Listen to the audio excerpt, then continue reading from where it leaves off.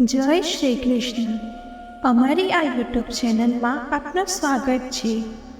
આજે અમે તમને એક કથા સંભળાવવા જઈ રહ્યા છીએ.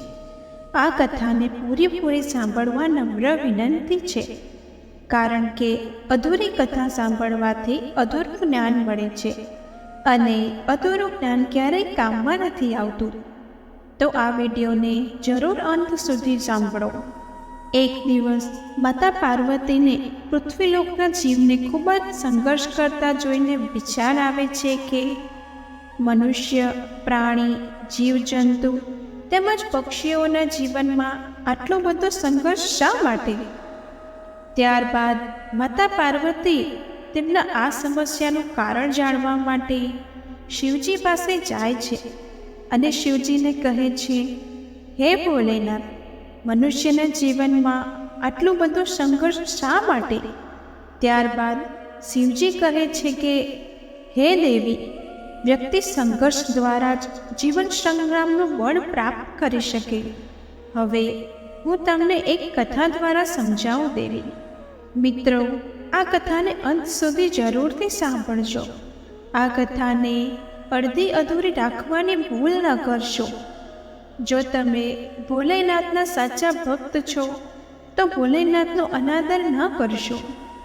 શિવજી કહે છે, એક દિવસ એક વ્યક્તિ રસ્તા પર ચાલીને ઘરે જઈ રહ્યો હતો.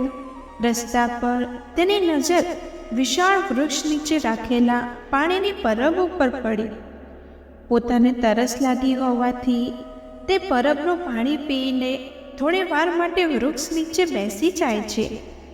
વૃક્ષ નીચે બેઠો હતો ત્યારે તેની નજર ત્યાં પડેલા ઈંડા ઉપર પડી.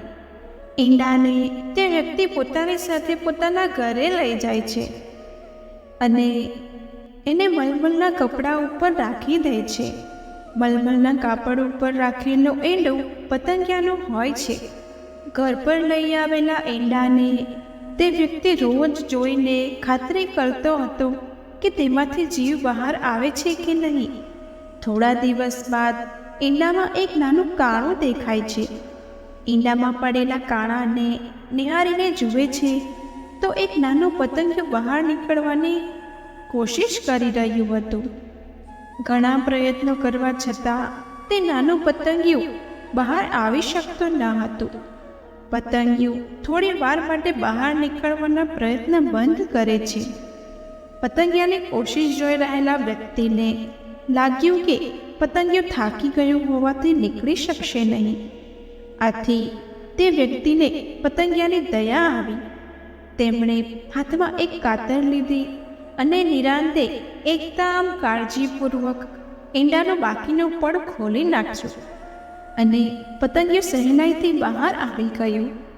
ઈંડાની પડ હટાવતા સહેલાઈથી બહાર આવેલા પતંગિયાની પાંખો નાની અને નબળી હતી, તેમજ પતંગિયાનું શરીર પણ ફૂલી ગયેલું હતું.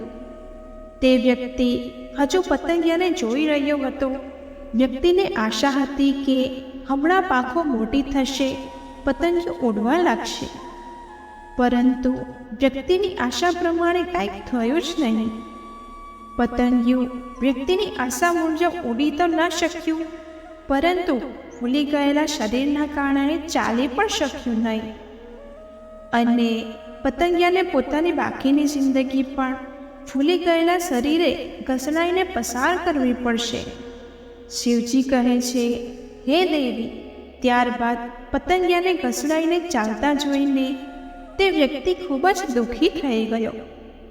દયાથી પ્રેરણાયેલો તે વ્યક્તિ ઉતાવળમાં ઈશ્વરની કરામત સમજી શક્યો નહીં કે ઈંડામાં રહેલું પ્રવાહી જ પતંગિયાની પાંખોમાં જાય ત્યારે પાંખો ઉડી શકે એટલી મજબૂત બને. પતંગિયાને ઉડવા માટે સક્ષમ બનાવનાર ઈંડાની અંદર રહેલું પ્રવાહી હતું, જે પતંગિયાને નીકળવાના સંઘર્ષ દરમિયાન પાંખો મજબૂત બનાવતું હતું અને તેના માટે પતંગિયાને સંઘર્ષ કરવો જરૂરી હતો. પરંતુ તે વ્યક્તિએ કાતરથી ઈંડાનું પડ દૂર કરી પતંગિયાને ઉડવા સક્ષમ કરતું પ્રવાહી પણ પતંગિયા સાથે બહાર કાઢી નાખ્યો. આથી પતંગિયો ઉડી શક્યો નહીં અને પથંગિયાની આખી જિંદગી આવી જ ઘસડાઈને પસાર થશે. કથા પૂર્ણ થયા બાદ શિવજી માતા પાર્વતીને કહે છે કે દરેક પ્રાણીના જીવનમાં પણ આવી મુશ્કેલીઓ જરૂર હોય છે.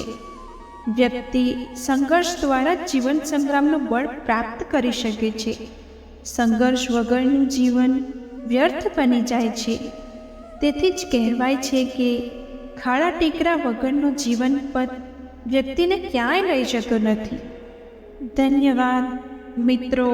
જો તમને અમારી આ કથા ગમી હોય તો આ વિડીયોને જરૂરથી લાઈક કરો અને અમારી ચેનલને સબસ્ક્રાઈબ કરો.